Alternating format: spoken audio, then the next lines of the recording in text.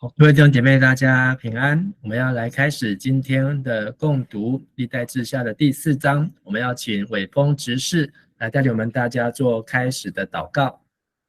好，请我们一起祷告。亲爱的天父上帝，我们感谢你赐给我们平安的夜晚，让我们在一天的忙碌之后，仍然能够来到你的面前，聆听你的话语，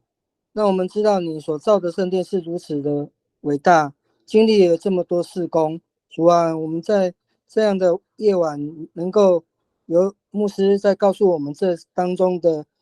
恩典，求主你让我们能够吸收这些话语，能够成为我们生活的帮助。求主耶稣帮助牧师讲的跟我们听的都能够，让我们能够都能够了解。我们将晚上的读经线上祷告都是奉主耶稣的基督的名求，阿们。阿们。谢谢伟峰。那我们在昨天的信息当中，经文当中，我们看见，这个所罗门的圣殿是在阿尔南，就是亚劳拿的河场上，好来建造。而这个地方在历代志上，在创世纪都是一个上帝主动施恩典、停止灾祸的地方，同时也是亚伯拉罕效法他的信心顺服，也看见上帝的救赎，还有恩典的预备。而在整个圣殿的建造过程当中，所罗门遵照父亲大卫遵照摩西的律法书，而建造上帝圣殿的样式，也是从我们今天建造教会的唯一指南。而在圣殿当中，用各样的黄金、各样子的美物来装饰。昨天的分享之后，这个家军执事家军有帮我计算了，就说这个20公吨的黄金，那如果换算成一个立方块的话，其实也不大，就是1平方米，1平方米的一个黄金的金块。所以其实虽然看起来20公吨很重，应该很大，但是其实黄金它的这个密度呢，如果是纯20公吨的黄金在1平方米，所以要用在这么庞大的建筑物当中呢，其实大概就是用这个金箔贴在这些的建筑上面，而这些的装饰呢，是为了要彰显上帝的柔美。而我们今天建造教会的装饰，不是透过黄金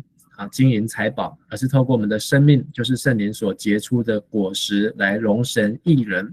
而在至圣所当中的基路伯，象征着这个遮盖，也是挡住罪人跟神之间的一个隔绝。但是耶稣基督来到成肉身，他用他的身体来亲自成为这个祭物，并且打破中间阻断的墙，而且呢，让我们能够进入幔内，穿过基督的身体，能够来到上帝的施恩宝座前。所以这一切都是出自于上帝的恩典。所以昨天我们读的第3章，看见所罗门建造圣殿，关于圣所还有至圣所，还有在2个外面的柱子，就是一个叫雅金，一个叫波阿斯，一个就是神要建立，一个就是神他大有能力。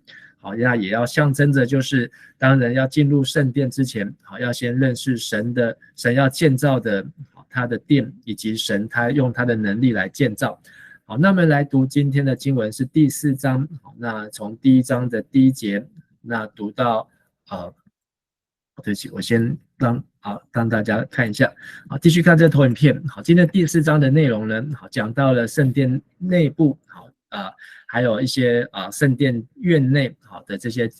圣物，包括铜坛、铜海，还有建造的盆、金灯台、桌子、金碗，还有其他的圣殿建造的器物，所以可以说是比较详细的地方。好，那我们就来请伟峰来带我们来读经文好，那我们先请伟峰带我们读是第4章的第1节到第5节。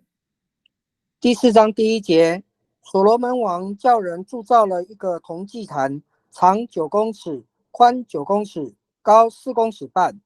他也铸造了一个圆的铜海，深2公尺2公寸，直径4公尺4公寸，圆周13公尺2公寸。铜海边缘外面有2排浮雕，一排在上面，一排在下面，雕成公牛形状。这些铜牛和铜海都是用一整块的铜铸成的。铜海在12头铜牛背上，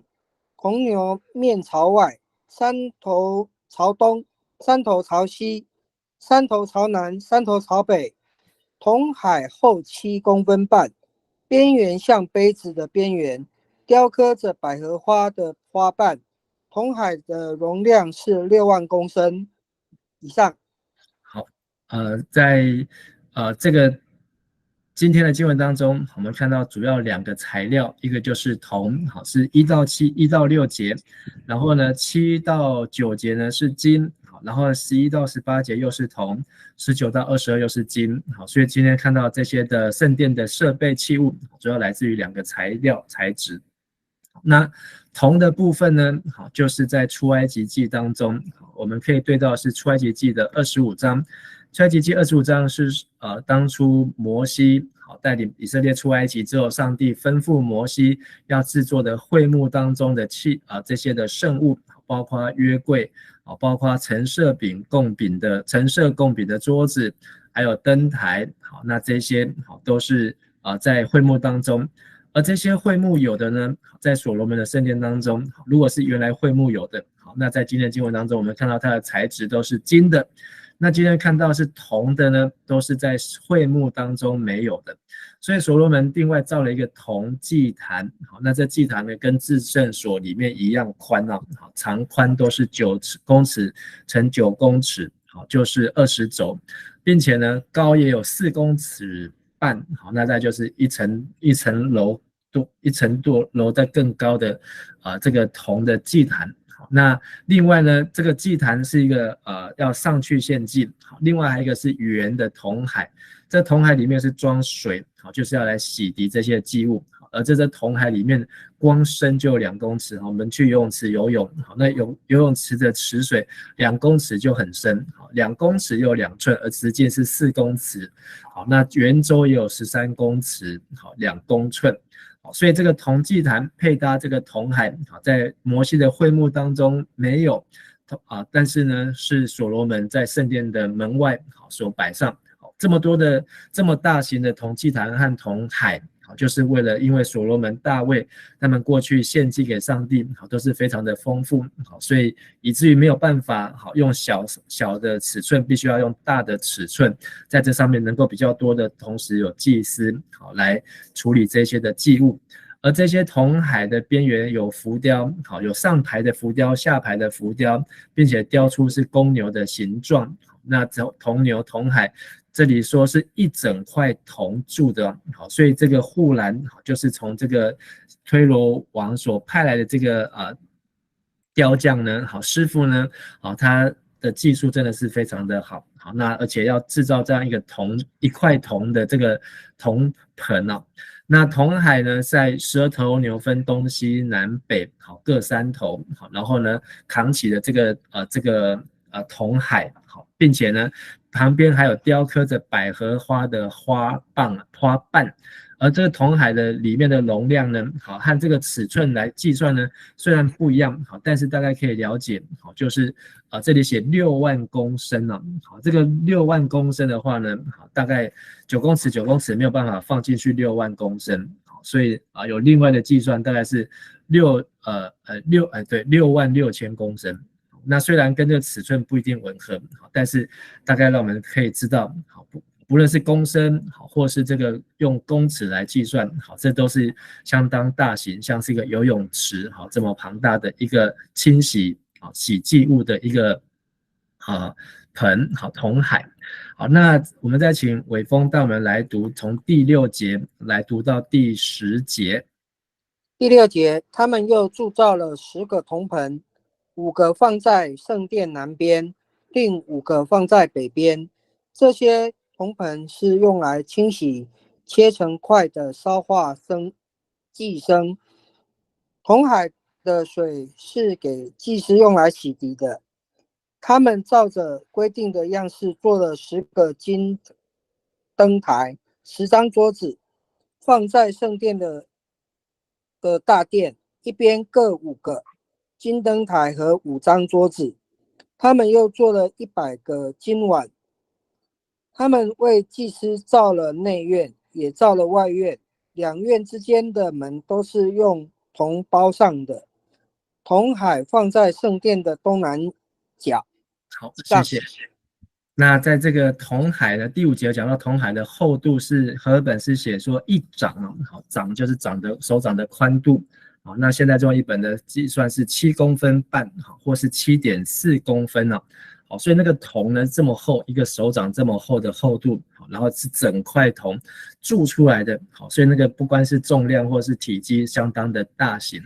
而这些里面装的水就是让祭司用来洗涤这些的祭物。好，那接下来7、8节我们看到就不是铜，而是金灯台哦。好，但是呢，在摩西的会幕当中呢，灯台是只有1个，但是在所罗门的圣殿是10个，而这个陈设饼的桌子是1个，但是在摩西的对不起，在所罗门的圣殿是10张，好，那都放在圣殿的圣所，好，那一边各5个金灯台和5张桌子。然后呢，又造了100个金碗哦，好，所以这里都是在摩西的会幕当中有提到的，而所罗门就用金的好来制造，而且把这数量都增加。那还有在祭司造的内院，也造了外院，2院之间的门呢是用铜，好，门扇是用铜来包上，好，而且铜海是放在圣殿的东南边，好，出口就是朝东边，好，所以在出口的右手边东南边，好，那所以在这个1到10节当中，看见这些圣殿的设备，可以对照呢，就是在列王记上的第7章啊，列王记上的第7章先讲到所罗门建造的王宫13年的时间，然后后面呢讲到了这个所罗门建造的圣殿，那这个圣殿里面呢，好讲到是列王记讲到就是这个泰尔城的户兰，那他是拿佛他利，但是在历代志下讲到他是但支族，而2根铜柱，好，然后再来讲到这个铜海，那尺寸还有这个铜海的容量，刚才是66000公升，这边是4万公升，那2边的记载不太一样，而这个铜海下面有铜座，铜座呢就有描绘的更详细啊，好，所以在这边包括这个轮轴铜的轮子轮轴，所以这个铜海铜座呢是可以移动的，好，并且呢它还有镶什么样子的形状，所以在列王记在这边讲的是更加的清楚，好，那一样是放在圣殿的东南角，好，所以在这里呢我们看到这些圣殿的器物，好，那大概就是做一个纵览。好，然后我们再接着请伟峰带我们来读从第11节读到第18节。第11节，户兰也铸造锅子、铲子和碗。他为所罗门王完成了他所负责上主圣殿的工程。他所铸造的器物如下：2根铜柱安在铜柱上面的2个碗状柱顶。柱顶上交织的2个链子图案，400个铜石榴，每一个柱顶图案上围绕着2排石榴，10个铜座，10个铜盆、铜海，支撑铜海的12个头铜公牛，锅子、铲子、叉子。名将户兰照所罗门王的命令，用磨亮的铜铸造以上各种器物，为上主圣殿之用。这些东西都是依照王的命令，从约旦谷的苏哥和撒拉旦之间的铸造厂铸造的。由于铸造的东西太多，没有人估计过到底用了多少铜。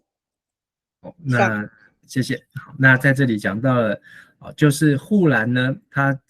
除了前面的这个铜坛、铜海，还有盆这些铜的盆之外呢，10个金灯台、10张的金桌子、100个金碗，那还有11节提到的，好，有这一些的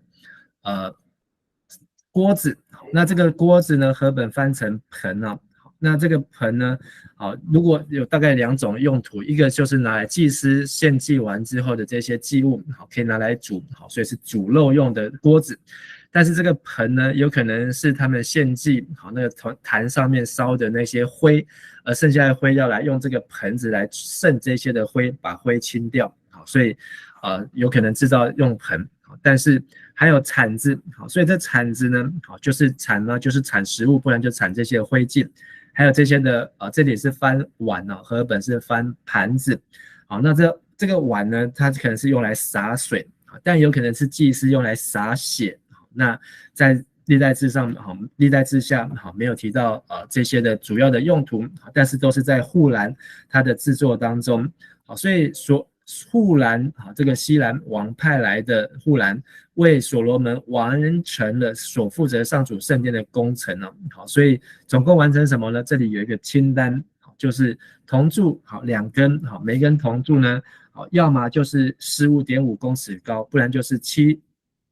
2个铜柱加起来是15.5公尺高，然后在铜柱上面的2个碗形状的柱头，好，那在这些铜柱的上面有交织的2个链子的图案，然后有400个铜石榴，每个柱顶图案上面都围绕着2排的石榴。接下来是10个铜盆座，10个铜盆，还有1个铜海。然后支撑铜海的12头的铜公牛，刚才讲到了锅子、铲子、叉子、碗盆，好，那都是户兰照着所罗门王的命令，而所罗门的命令呢，就是来自于他的父亲，而他的父亲呢，就是来自于上帝，好，可能透过在这个律法书，还有上帝所对大卫所交代的，而这些铜呢，都是磨亮的铜铸造器物，为圣殿之用。而这些都是从约旦谷的苏哥和沙拉旦，而苏哥是当时的一个冶金中心，就是在那边锻炼黄金哦，好，所以金铜可能都从那边而来的铸造厂，好，然后来运送到这个所罗门的圣殿。那因为量太多，多到没有办法有人去计算，所以让我们看到这个上主的圣殿的建造好的这个过程。最后我们再来读19节到22节。第19节，所罗门王又叫人为圣殿铸造各种金器，有金坛和摆设供饼的桌子，立在至圣所前面点燃的金灯和灯台，花灯火前，竹花剪刀，碗放香的碟子和盛火炭的盆子，这些器物都是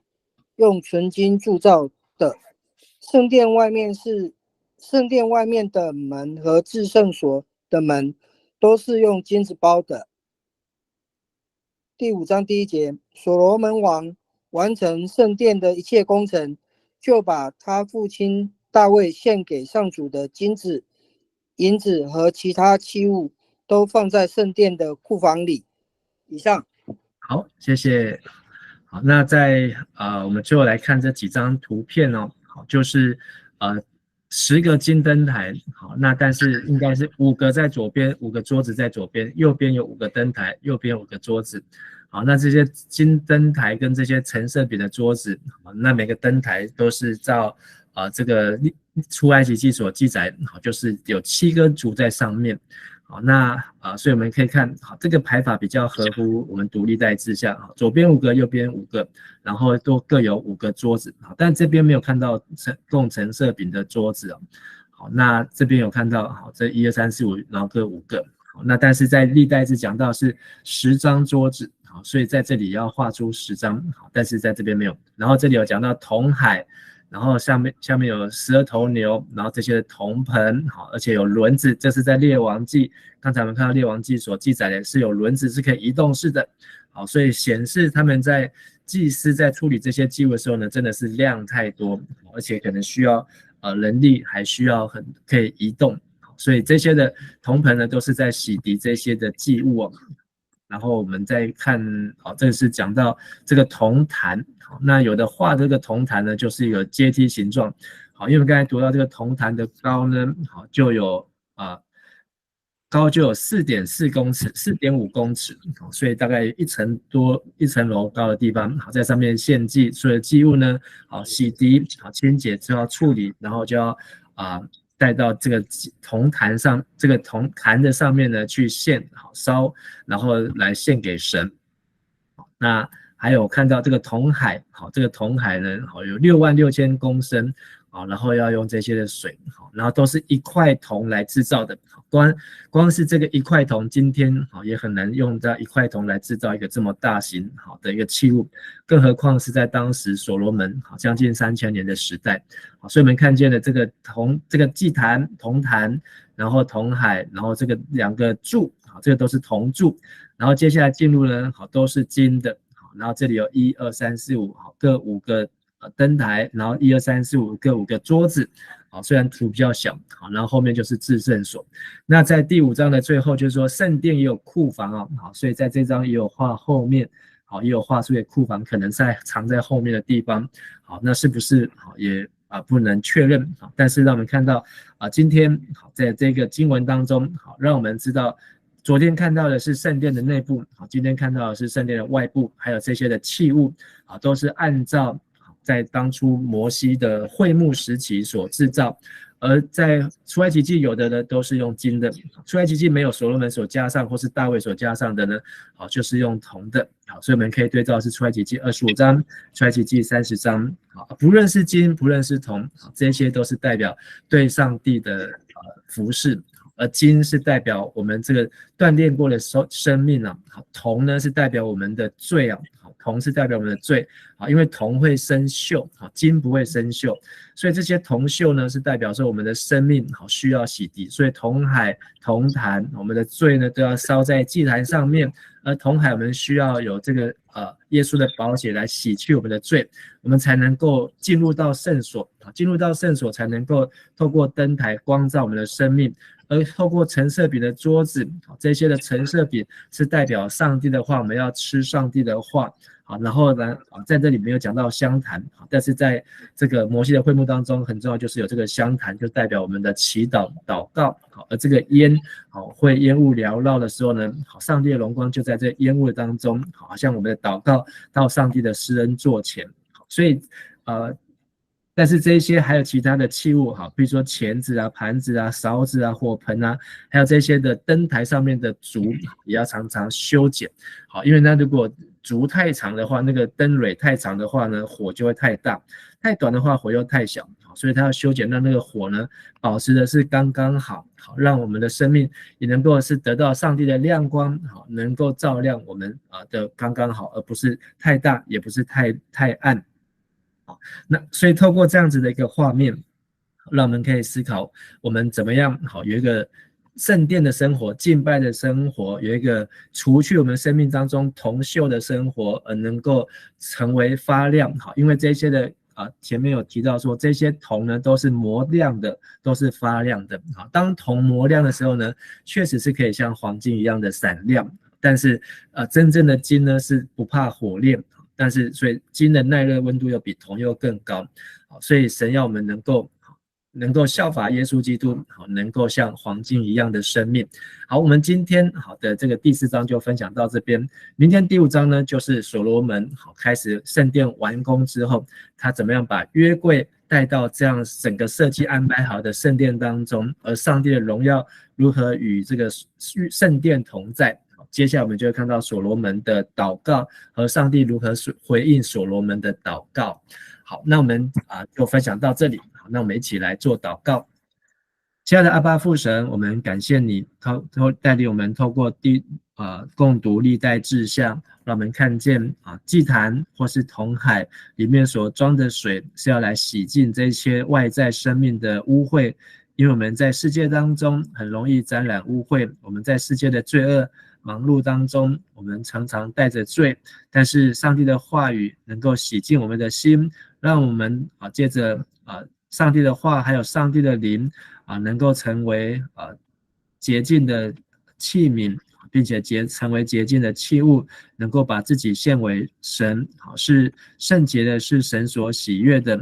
让我们能够来成就上帝所要成就的，也祝福我们的生命都能够经过历练，经过锻炼，让我们能够活出荣神益人生活。我们献上我们的感谢祷告，都是奉靠主耶稣基督的名，阿们，阿们。谢谢牧师，谢谢大家，谢谢牧师，拜拜。谢谢牧师，晚安。谢谢牧师。